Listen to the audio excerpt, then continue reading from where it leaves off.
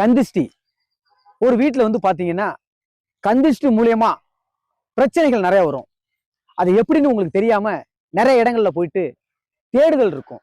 அந்த தேடுதலுக்காக அந்த பதிவு போடுறேன். ஒரு வீட்டுல வந்து பாத்தீங்கன்னா வீடு பிரகாசமா இருக்காது, இருள் அடைஞ்சிருக்கும். அந்த இருள் அடைஞ்சிருக்குன்னு பாத்தீங்கன்னா நீங்க என்னதான் சாமி வழிபாடு பண்ணாலும் அது ஒரு நிம்மதி இருக்காது. வீட்டை விட்டு வெளியில வந்தீங்கன்னா நிம்மதியா இருக்கும், ஆனா வீட்டுக்குள்ள போனீங்கன்னா நிம்மதி இருக்காது.